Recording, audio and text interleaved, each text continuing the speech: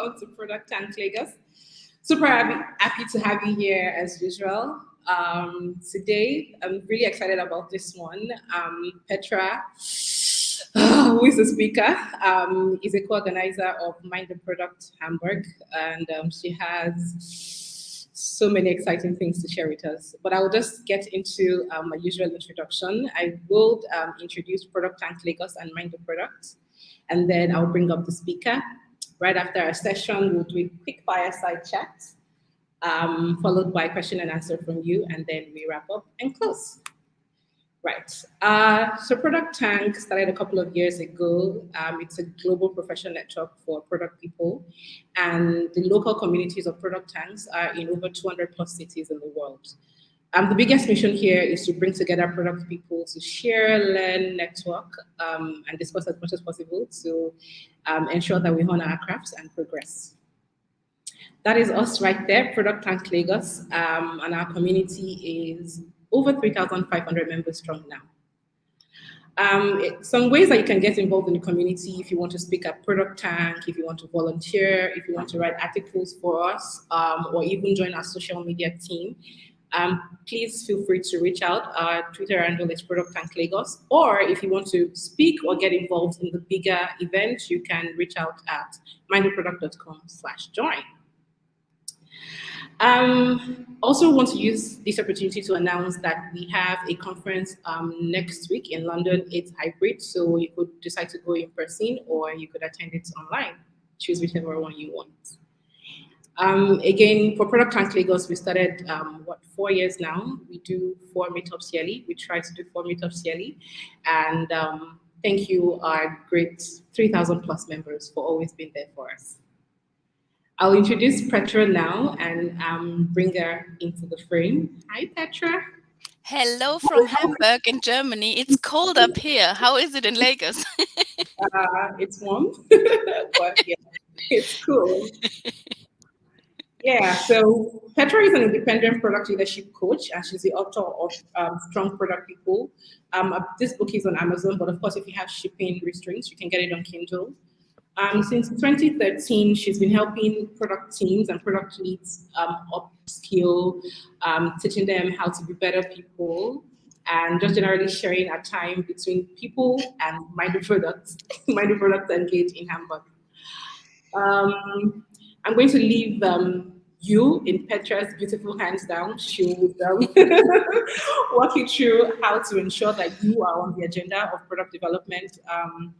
Because a lot of us, we just wake up, go to work, catch up with friends, go to work again. So it's the same cycle over and over again. But she's here to tell you how you can split that time into doing great self-development and progressing in your career. I will see you guys in 15 minutes. All right. Thanks, Petra. Zainab, thanks for having me today, and thanks everybody for tuning in. As Zainab was saying, I will give a bit of a presentation.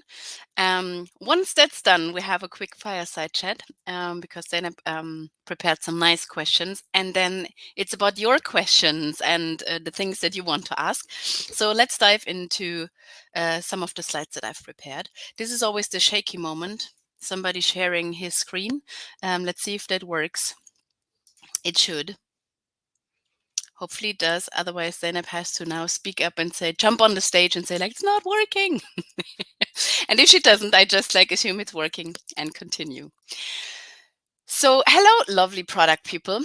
I'm so glad to be here today to talk, as Zainab was already mentioning, about product management about your product management personality and how to grow and foster actually your professional self.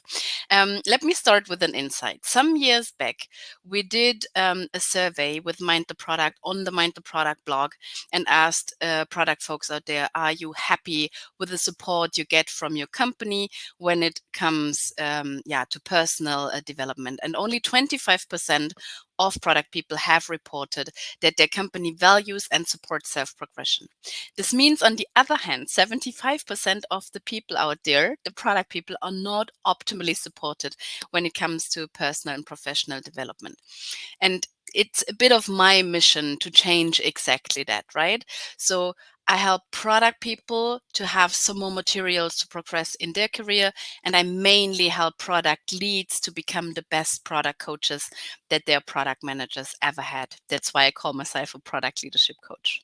I will share 3 main ingredients that you need when it comes to growing as a product person. And I will explain or share my framework for PM development so that you can hopefully start your journey tomorrow.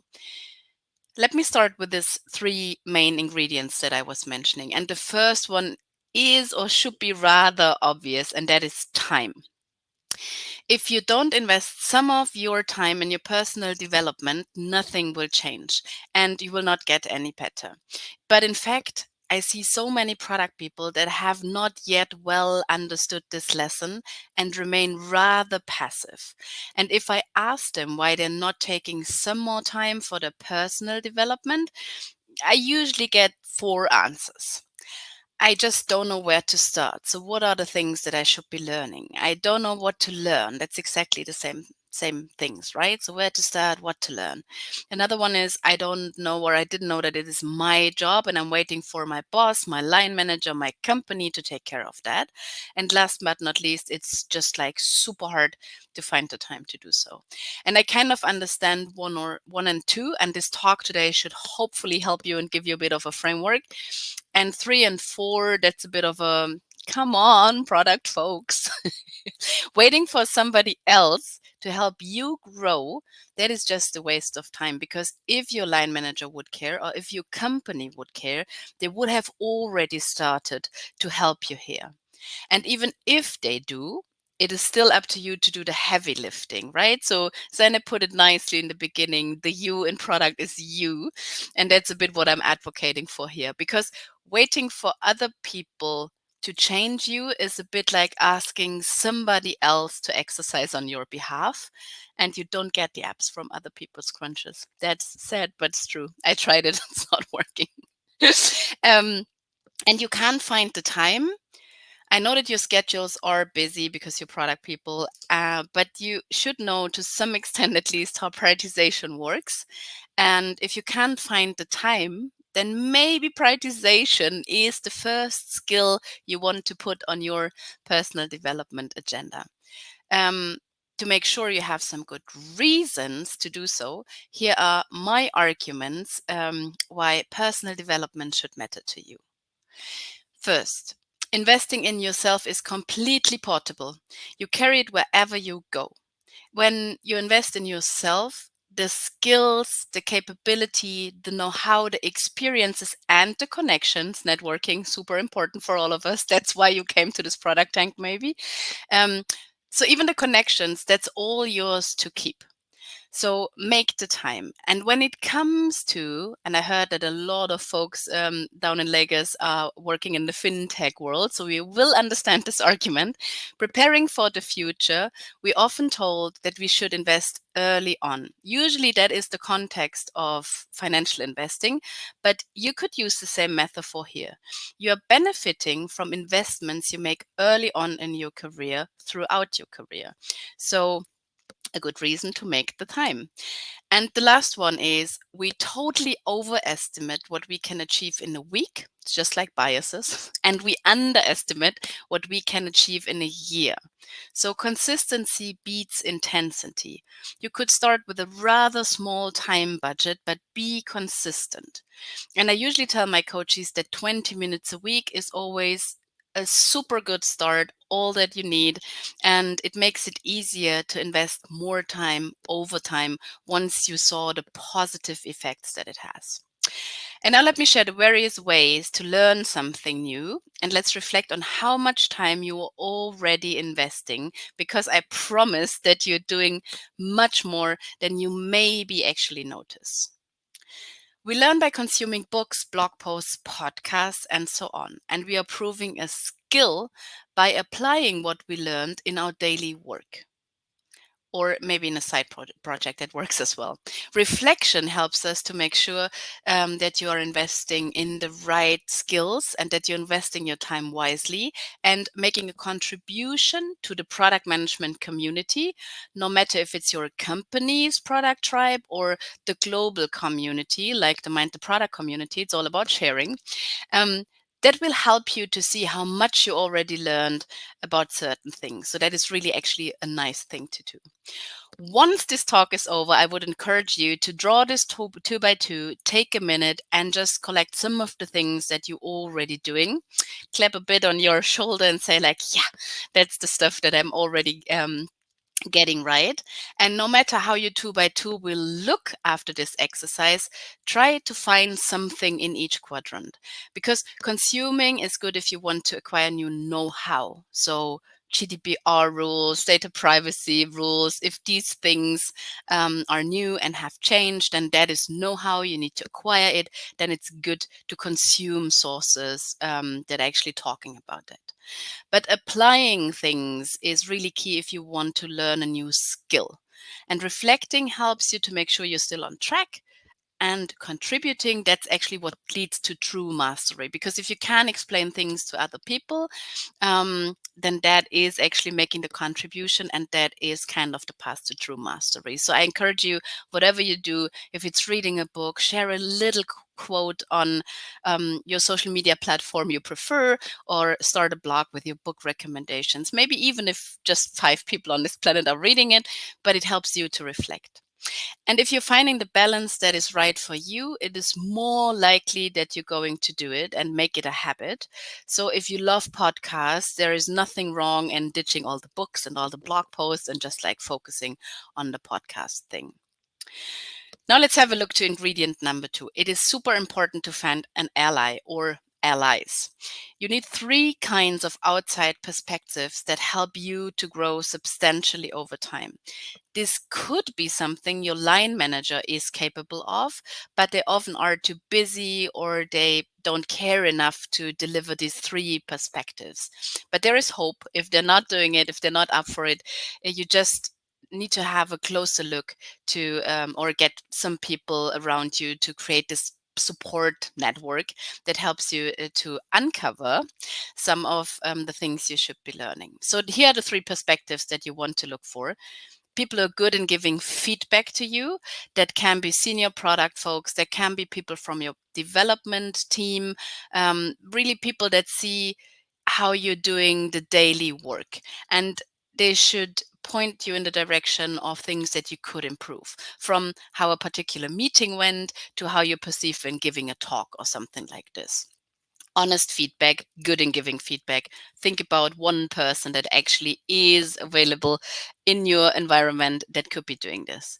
The next one is somebody who knows what a good product person looks like and helps you to see some blind spots. So they have a definition of what makes a competent product manager, and then they point out what are the gaps that they see when they look at your current profile that helps you to find development areas. And last but not least, somebody who really believes in you, who has a bit of a vision for you, has this idea, sees the bright future, who is really warm and motivating. And that is super good to have such a person as well. That can be a mentor outside of the company.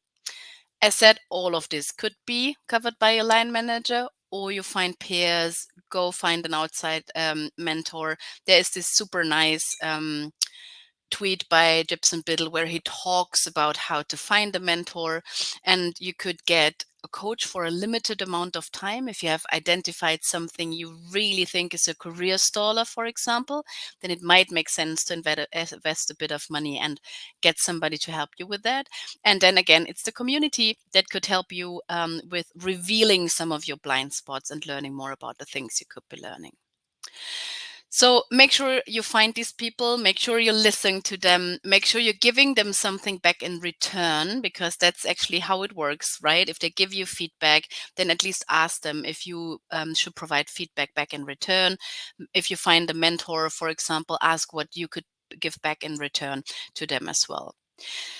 Okay, so now I talked about that it's important to make some time and that it's important to create this really nice learning environment, so to say, and these three perspectives you need to bring. But you still have this question of, okay, but where should I start and what do I need to learn? This brings me to ingredient number 3. And ingredient number 3 is a blueprint.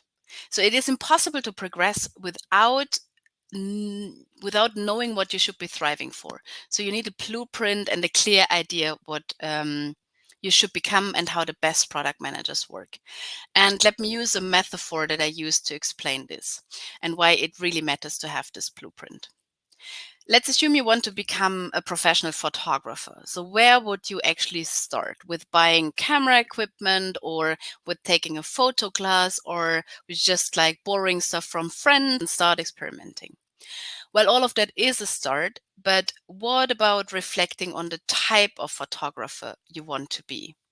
Because you could become a food, fashion, sports, editorial, landscape, wildlife photographer, and the type of photographer that you want to become really tells a lot about the know-how you need to acquire, the skills you need to actually form or train, the equipment you need to buy, and the way how you need to use this equipment.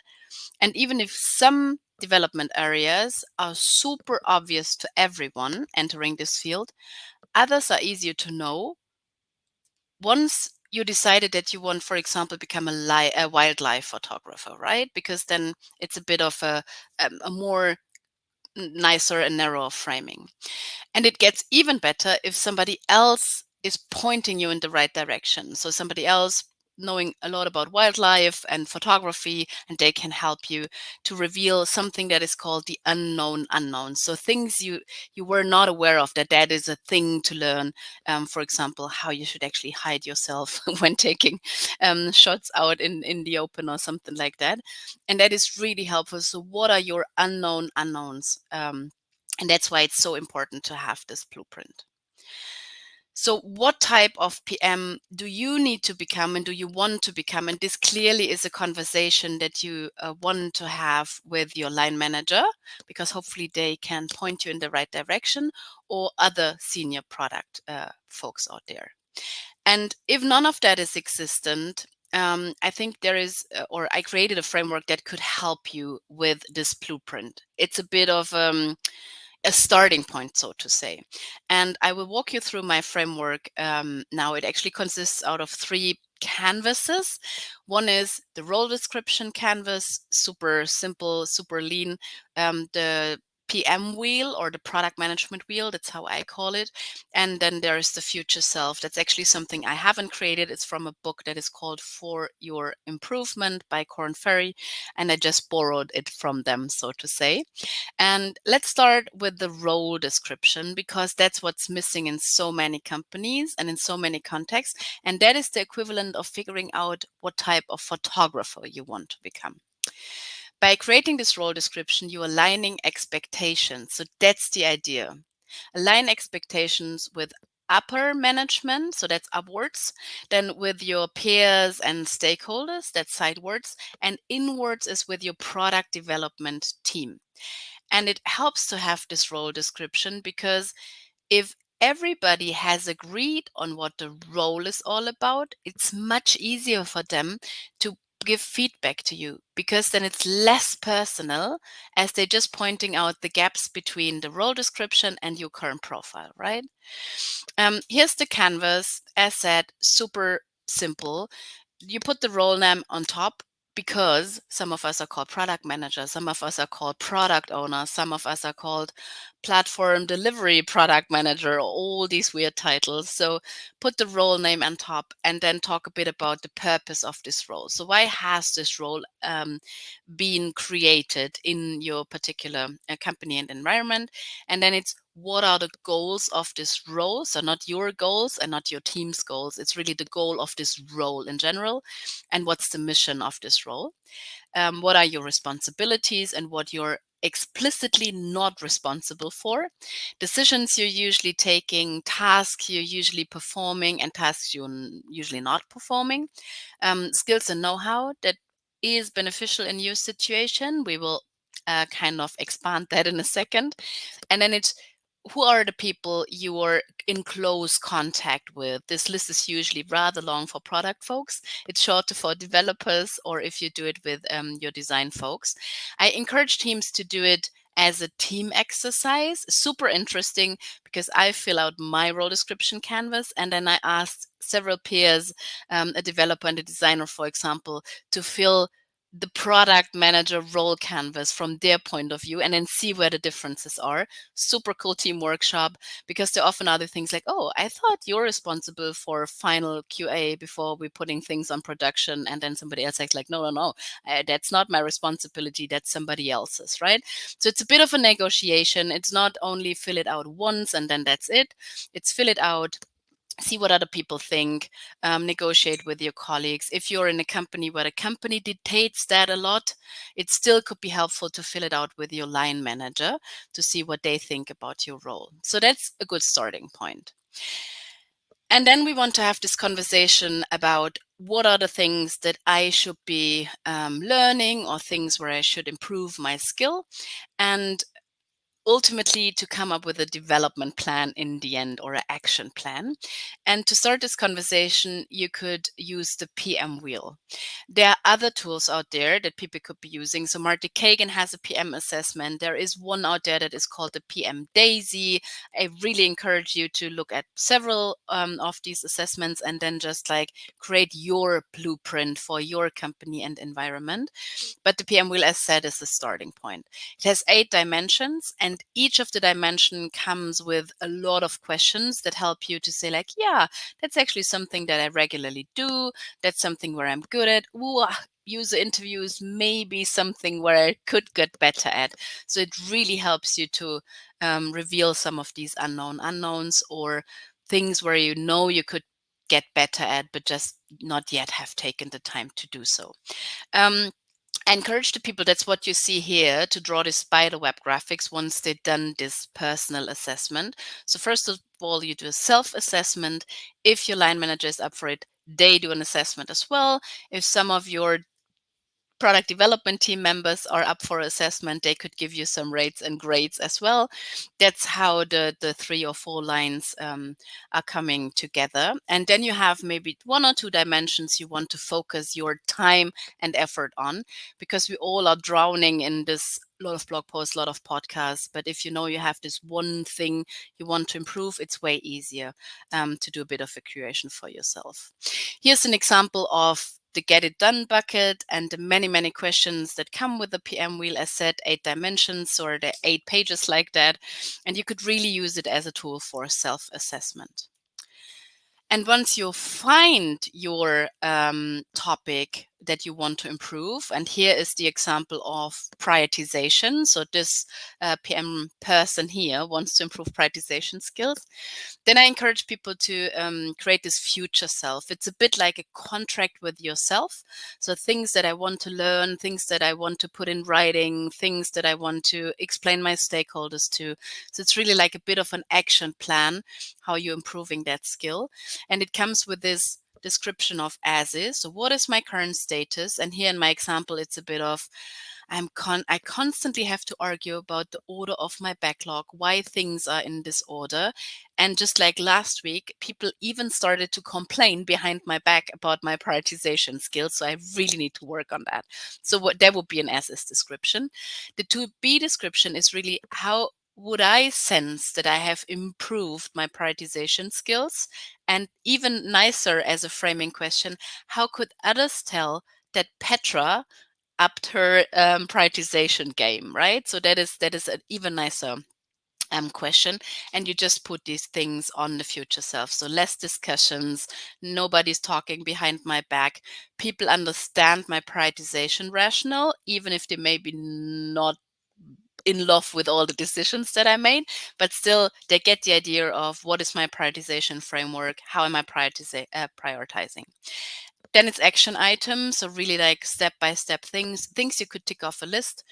You put on the actions side and a bit of a time frame. So is it something I want to work on for 3 months, 4 months, the next 2 weeks, whatever you think is feasible here could go into the time frame. And last but not least, I encourage you, think about your allies again, go back to them and ask them if they can do a bit of a nudging thing or follow up with you on the future self. Sometimes all it needs is a weekly, hey, Petra, have you looked into your action plan on the future self? And have you actually be able to finish or tick off one of the tasks?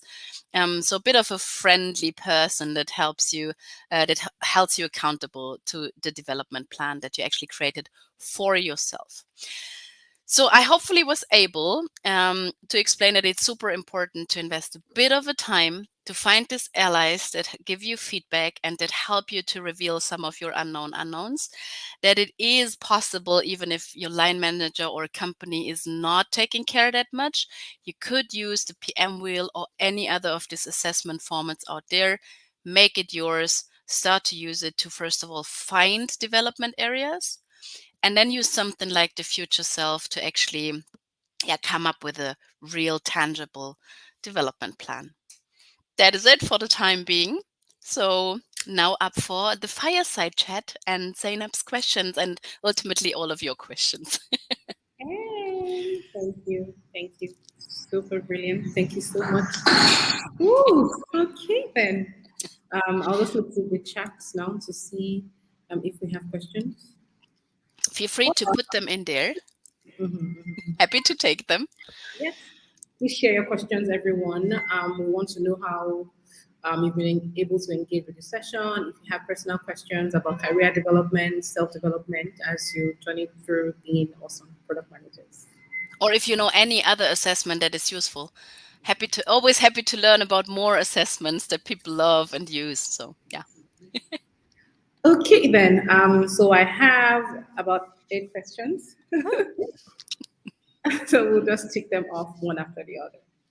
Um, how would you say you would qualify to say that you are a competent PM? So where is that spot you get to before you can say that, yes, Petra is a competent PM? I think this so depends on the company and the environment you're currently at, because a lot of companies are already super happy if the person is capable of what I call the product owner duty. So being a competent team PM. So somebody who is able to keep a team busy, to give them meaningful things to do and to work on. And then already company says like, yes, competent product manager. In my definition, but that's only my personal take, and that's why I always encourage people to have this discussion with their line manager. To me, a competent product manager is capable of more than just keeping a team busy with valuable work. To me, it's a bit of the strategy bit. So is the person able to look maybe 12 months out to think about what could be a good product strategy, how to tackle it, what are good goals that actually measure if we execute the strategy, and B, are having the success that we actually need to have as a company to keep paying the bills. So that's a bit of a bigger ask, and that all comes with things like, is the product person able to understand underlying customer problems and ask good questions while they do discovery? And do they know about experiments and how to de-risk some of the assumptions that they're having? So that makes a competent PM for me. And that's a bit what the PM wheel shows. But that's why I said, like, you really need to understand what your company calls a competent product person, and maybe if you have career ambitions, even what other companies consider to be a competent product manager. Okay, thank you for that. And how would you say a single PM could make sure that they are constantly building their product muscle? Sorry, say it again. I didn't hear the first part of the question. How can you, as a single PM, make sure that you are constantly building your product muscle? Yeah. So I said in the talk, so first of all, I think it's important that you reserve a bit of your busy schedule to actually do exactly that. And then it could be, so some people really like this reflection and looking back at the last months or 4 weeks or 4 weeks or month. It's late. 4 weeks, 2 weeks or 4 months, and reflect, what have I learned? Are there other things where I'm struggling? So it's a bit of an introspection. Other people really like to go to meetups like that, talk to other people, how are they solving things, and find topics that they could actually be interested in. And some other people just love to follow some of the thought leaders and learn what they are talking about. And a cheap idea, for example, is go through some of the speaker lists and the talks people are giving at conferences, even if you cannot afford to be there, for example. It's still a good idea to see what are these people talking about, because often this is the current trend or hot take of the summer. That's the things that companies want you to be good at. So that's a bit of how you could be identifying some of the things that you should be learning more. Okay. And while you were speaking, you said something about trying to grow in your role, finding other things to do. So my question from that would be, like, in your day to day, right? How can you infer what your specialization should be? So you're a PO in, let's say, for instance, a fintech company. You're just receiving value and giving value. But how then do you grow out of just doing that and knowing exactly what you specialize Yeah, that is a super hard question to answer. But it's a super important one, so I'm glad you brought it up. So if I coach product leads, then I usually advise them that they should have what I called the next bigger challenge list for all of their direct reports. So what would be the a good next bigger challenge for Petra to assign her to? Does she need to work on a more strategic product, or does she need to work on a product that just is bigger, so that she's learning more about how to juggle things? And that is actually something that leaders should have, this idea of, okay, if in an ideal case, I would love to assess to assign Zainab, for example, to a really super strategic thing, because talking to upper management, that is actually the thing that she needs to learn next. I don't know. It's just one thing. So if your line manager is not having these conversations with you, that could be a question you're asking. So if they would have a magic wand, what would be the next bigger challenge they would assign you to? Okay, awesome. Next question is: would you say that certifications are worth it? I know. Um, Interesting question. Yeah, that is a big discussion in the product realm. right. Um, And if they are right, what should I be looking out for? yeah. So it never it never harms to have one or the other certificate, more or less. But the thing is, so I always advise people really look closely who is actually teaching at the seminar or the workshop or the training that you're planning to take, because it makes a big difference. And for example, if you want to do the certified Scrum product owner certificate, I think Jeff Patton, for example, is a super cool person. He's a great teacher, explaining it really well, and he knows all the agile basics, and he has all the product background. So really, if ask other people if they have a certificate. Have they been happy with the trainer? Was it worth their money?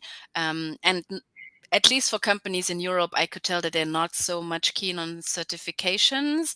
I think if you have attended one or the other training from people that are rather familiar with the product space, I think that is kind of the similar thing, because there is no lengthy certification anyways.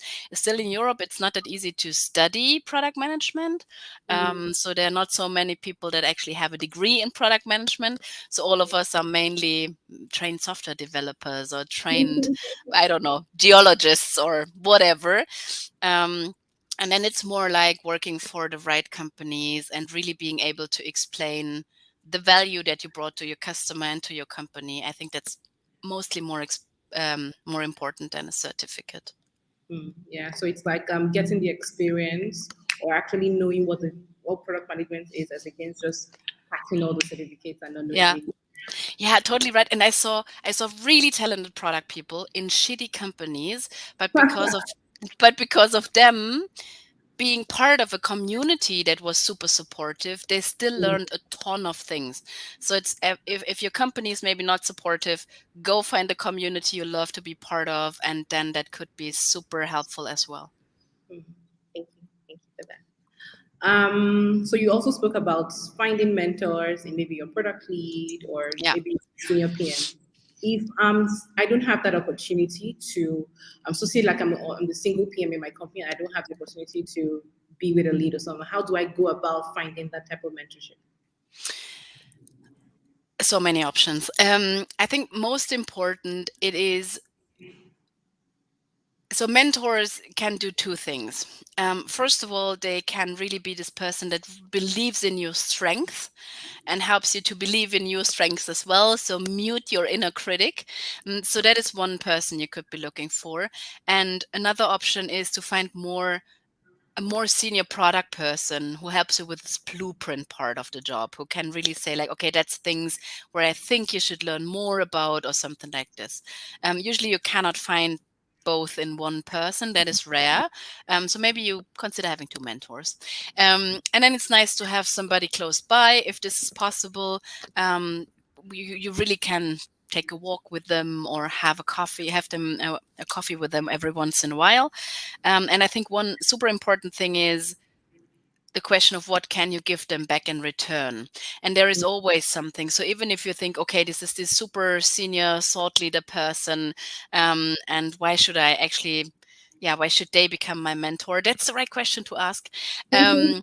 Because I learn something from each and every coachee that I'm having, because it's sometimes they read books that I never heard about. Sometimes they're part of a community that I never heard about. Some of them say like, hey, I'm super happy to read some of your blog posts and give feedback. So there are always smaller things that you can give back in return. And I think this is important. So whenever you reach out to somebody to ask if they actually could mentor you, it's about a relationship. You need to build it over time. So don't ask for, hey, can we have like 100 mentoring sessions? So one mentoring session maybe is good in the first run, and then Mhm. see if the chemistry works, if they enjoy spending time with you, because as they do it for free, that is an important other thing. And a lot of product people that want to become product leads one day, um, really would love to practice with other people, giving feedback, helping them grow. Maybe outside of their company is even a good thing. So you don't have to send Marty Kagan an email maybe about a mentoring gig. Maybe it's somebody closer to where you currently are, a bit more senior, 4 years ahead of you or something like this. Ask them if they're up for mentoring you. Um, yeah, and even some people that are in coaching training like to do mentorings as well, to get a bit of the idea what it could be all about once they are a coach or something like this. Mm. And I'd like to say that if you reach out to people to mentor you, it's okay if they say no. A lot of people are already overwhelmed. They have so many things they're doing and a lot of mentees as well. So it's not about you. No, it's not about you. Yeah, it's actually so usually you mentor one or two people, and as it is really a personal relationship, you cannot mentor 200 folks. Exactly. um, but it really changes the conversation if you offer something right in the first email that you're writing, if you reach out. Right. Okay. So this was a very personal question. It's the last one before I go into the audience to see what they have. So very early on in my career, I was super lucky to have a line manager who took his time to invest in me. She said, thanks, Chris. Thanks, Grace. Otherwise we wouldn't be here. Exactly. It was constantly pushing, supporting, helping, do this. This is how you should be thinking about this. How outlook do you have about this?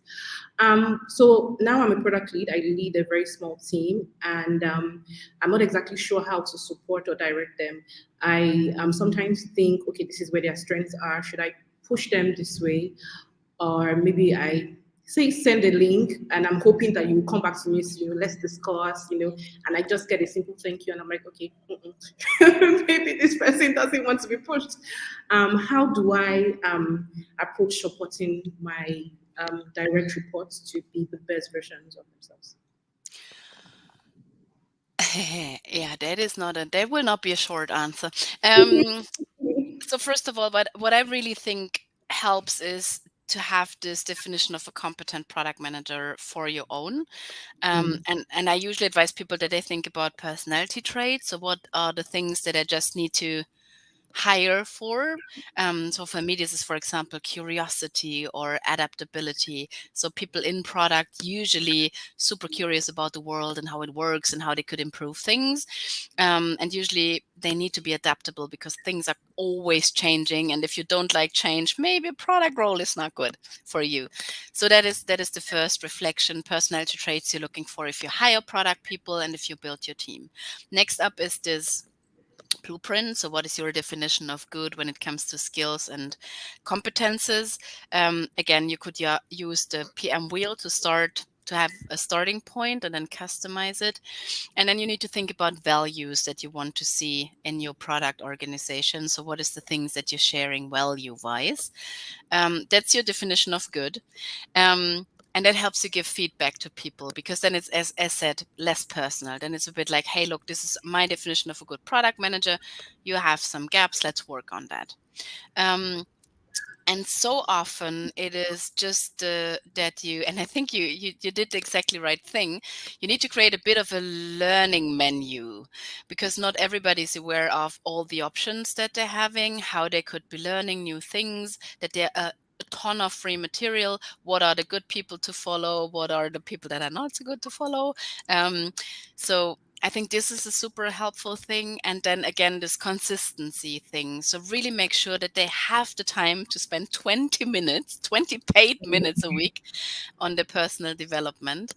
And your reflection on some people want to be pushed and they love the challenge, and other people first of all need a training or need to attend a conference and then be comfortable about, okay, storytelling, I know the basics. Now I'm happy if Zainab is actually assigning me to the next bigger challenge. I think this is a good differentiation to have in the back of your head. And again, the next bigger challenge list. So what are the things in an ideal world you would like them to be assigned to next? And what skills would they need in that particular situation? And is there anything missing? Yeah, I think these are the things that you could be actually doing. Okay, thank you very much for that. But just like one quick mention, so that is actually what I'm talking about in the book. That's what the book is all about, right? And a lot of the things that I'm mentioning here, it's a lot of coaching in the situation. So whenever they struggle, having a bit of bandwidth to help them, and it might be super practical things like, hey, I want to do my first opportunity solution tree. I have no clue how to do it. Zainab, could you please help me to get going? And then Zainab's maybe saying, never done an opportunity solution tree myself, but let's do it together. I think Right. this is a cool thing if leaders do have the bandwidth to really, yeah, get going with the people. Awesome. Okay. We'll move into answering questions now. Drum This roll. first one, I think we sort of answered it, but I will put it on the screen. Candace says, "How do you get people to mentor you as a beginner?" Are you familiar with the Mind the Product Slack community? Is Slack a thing in No. Vegas? No. Okay, so that is a really practical tip. So there's a great women in product Slack group. Obviously, only women can apply for that, but Google it up, and then you can, if you're women or identify as a woman, I guess, then you can actually join that Slack group. And then there is this other one which Mind the Product is running. I think 38,000 product people in there, so it's massive. And I saw a lot of people reaching out there, and are replying. So, hey, currently looking for a mentor. Um, Anybody up to help me on up my storytelling game, or prioritization is something I'm interested in. So I think you have to be a bit precise on what you're currently looking for, what you're interested in. Talk about, hey, I'm a junior person, just like 1 year into the job. I'm searching for somebody who is maybe 4 years into the job and could help you to figure some things out. And I saw pretty often that this works out and somebody is volunteering and says like, hey, happy to have a chat or a virtual coffee. Sure. And always, I'd say when you're reaching out for mentorship, reach out for something specific. So don't just say, I just started out, I want to learn everything about product management. So even the Nobody person was. you're asking, nobody knows. Yeah. So ask specifically for what it is that you want to improve, and it's a better way to start. Yeah. Okay, we'll take the second question from Vanessa. She says, what do you think about PM specialization? If you have identified your specialty but have some difficulty breaking into that, what would you suggest? This one is hard to answer because I would need to ask Vanessa, why did she pick the specialization when it's now so hard to to break into that? Um, I think if you decide to go for one specialization because the company has an open opportunity, or there's just like a space opening up and you see like this is kind of an opportunity that I want to take, that's the easier way, and that's maybe not what she's talking about. It's more of a, okay, that is actually something that I'm super interested in, and that's something that I want to learn more of, but my current employer is not offering any product that where I could actually work on to improve that skill. And that is the way harder thing to tackle. And then my recommendation is always think about, is there time for a side project or side gig in your free time? Could you pair up with some people to actually get better in these kind of things? Is somebody really vocal about this particular topic? So if there are people out there blogging about it, you could reach out to them and again offer them, hey, can I just like proofread some of your stuff and can give you some feedback? But then you read about the stuff early on and you maybe get a bit of exposure to discuss it with this person. Or you could just find another company with a role that is actually going into this direction, the specialization that you actually, yeah, want to. Okay, thanks. Next question is from Inga, and she's asking, can you give some live examples of situations where you experienced, in your opinion, a competent PM? Okay. No. Okay. Because I would need to ask the people first if I can reveal some of our coaching things. But I see many. So the thing is, what would you call a competent PM? And again, it boils down to what the company currently needs in that situation. Um, so I saw so many different PMs.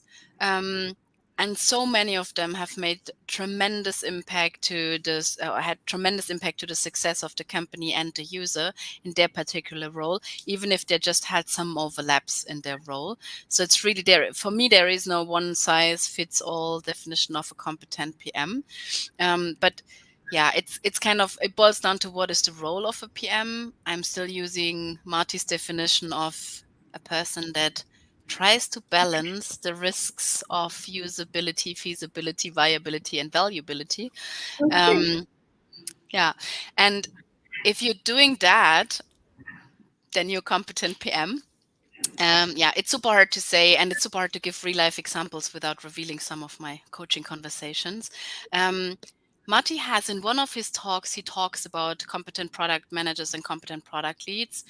So you maybe want to Google why product leadership is hard. I think that's the title of his talk. So there he talks about some particular people and their profile. Okay. Okay. Next question as well. I think we sort of answered that. Jessica says, what is your take on PM certifications? Yeah, I think we answered that one. Not the biggest fan of them. Next one is from Emeka, and it says, can you talk more about product innovation, discovery, and delivery in terms of staying power for a PM? So I sort of feel like this question is asking how a PM can stay competent or relevant if you have the combination of innovation, discovery, and delivery. Yeah, a great question, actually. So, how I usually see PMs evolve is, first of all, they always try to nail this keeping the team busy with meaningful work for this 2 to 4 weeks. And that is mainly what I would call delivery focused PMs. One still, or product owner, by the way, is kind of the definition of that. And once they learn that, then they have a bit of bandwidth and bandwidth to look more into this. Okay, what are the things that we put on the menu? Why is it there? Is it the right opportunities? How could we actually de-risk some of the assumptions we're having? Talking more about goals and or this more discovery related things. And once you figured that out, then it's usually the innovation part that they're focusing on. So thinking bigger, playing this 10x game of how could this idea be 10 times more successful than what we currently have on our plate. And that's really a bit of how product people develop. It's usually not exactly like delivery, discovery, and then innovation. We know it's always a bit of a messy thing that we do. Usually early on, people learn about A/B testing as an experiment to de-risk some of their ideas, and usability testing and user interviews. But PMs that know a lot of experiments, that is rare, for example. So and hopefully they then start to think about innovation soon as well. But it depends on the company again. In some companies, they're just not so focused on innovation. They have a founder, he or she has an idea, and then it's more about execution. So if you're super interested in innovation, then really pick carefully what company you're joining, I'd say. Okay. Another question from Vanessa. We all have good days and bad days. What are some of your defense mechanisms against doubt in your competence? The inner critic. There's actually really a good book. Denise Jacobs, hello. Banish your inner critic. Google that one up. That helps a lot. So the concept she's talking about, she's pretty active on LinkedIn. So I think you get some of her advice on LinkedIn as well. Yeah, that is actually again having a good community around you, friendly faces, and not talking about the 38,000 product people maybe in a Slack channel. It's more about a local group like maybe ProductTank Lagos. So people, I'm sure you don't know all the 3,000 folks, but some faces are joining the event every once in a while. So that helps.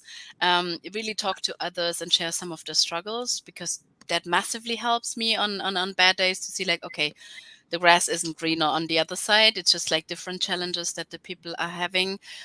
So that helps. And then retrospectives, really looking back and check back on your achievements, because we tend to forget how much we learned or how many things we actually achieved in the last quarter or last 6 months or last 12 months. So that really helps me. Journaling is a thing that a lot of my coaches do, to write this one cool thing every day in their journals that they learned or that they actually had an influence or an impact on. So yeah, look to the positive side of things. Thank you. So this next question is from Nifemi, and I sort of have something similar to it. So he says, are there times where you just want to take a break from this PM work? And how do you deal with it, Nifemi? The answer is I totally understand where the question is coming from. So me personally, no. Because the beauty of my work is that I talk to so many coaches every day. Everybody's working on a different topic. And as I'm a super curious person, I love to hear what they are actually, how they want to change the world. So I love it. But I totally understand the daily grind of being a PM, been there, done that. Yeah, and I think this is the super hard thing, because you need a lot of time to actually become a PM that is able to make educated decisions and really make the right decisions on behalf of the user and the company. So that usually takes you 3 months. So changing products all the time doesn't help you here. So it's a bit of a hard task. So changing products maybe every 2 years is a good thing. Changing companies every once in a while is a good thing. And then I tweeted about a blog post that I really liked. They suggested to have a Slack log for the team, so not only a backlog but a Slack log as well. And sometimes just pull something in, like a day where you really take a break from the daily grind of the product management work, and the team just spends time together. And yeah, if that is something that your company would be up for, I think that would be a nice thing to do. Okay. Cool. I'll just follow up on Nifemi's question, right? Please. So so let's say in this PM work, your day to day, you're identifying that maybe it's not really for you. There are other things in your company that you have a flair for. You think it's something you can do. You've even maybe shadowed someone else elsewhere, and, and you think it would be a good move. You're not just super suited for products. What would you say to that person? Is it okay to, maybe just flip and go into something else if you really know and you've like self-identified that product is not for you? Yeah, totally. There are usually two reasons why this happens. So one is people don't understand the role, so that is one thing, but that's rare, and maybe sometimes because just the line manager hasn't explained it well or whatever, but that's rare. And then the other thing that is more likely is they understood the role but don't want it. And another one is they understood the role, they want the role, but they just not have the capabilities to actually take this role, because maybe they're getting divorced, and that takes all their bandwidth, or they have personal issues that actually taking all their bandwidth. So that is something that you need to take into account. And then I think it's fair enough to step down from a product role. And I saw so many product people, or so many, but at least up to 15, I would say, actually something like up to 15, that decided it's not for them, and that then really like were doing a great job in QA roles, or in Scrum Master and Agile coach roles, or in even customer care roles, so second level customer care, so not the first level stuff. But yeah, all of this, I think, fair opportunities, business development, that's another case. Yeah. Exactly. Okay. We'll take the very last question now and then we wrap up. Olatunde says, what's your opinion on product focused organization using a hybrid waterfall and agile methodology? That's not super related. Yeah, the thing is, I'm a strong believer in agile. There are companies that are still in this transformation of, we were working in a waterfall model, we're currently working hybrid because we decided, large organizations. So I have worked with large organizations talking 40,000 people or something like this. And you cannot transform those ones with a flip, right? So that takes time. And then they have this time of 4 to 5 to 6 to 7 years where they have a bit of a hybrid setup. And I think if this is the case, that's fine. Things take time, change takes time, and especially if it's cultural change. So then just be patient, try to play as much in the agile team as possible and in the product-led team. It always causes pain and friction if not everybody is believing into the same values and the same reflexes. It's even reflexes, because playing in the agile camp, the reflex is always, okay, let's gather the team, let's call a workshop, let's solve this together. And if you're in the waterfall world, it's more like, okay, the process is broken, we have to fix the process, and then we maybe nail it next time or something like this. So the reflexes are tremendously different, and that's why it causes pain and friction. So if your company is in that hybrid case forever, so that's just like what everybody has accepted and that is the case, then maybe I suggest changing companies. If it's a digital transformation sorry, if it's a digital transformation that is going on, then I think it requests a bit of patience with your employer. Okay. Very last question now, because I really want to keep everyone. So Nifemi has a Yes, follow-up question.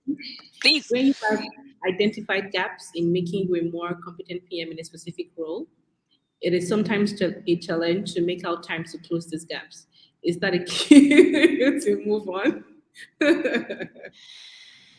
Hmm. Um, wow. Maybe yes. Maybe yes.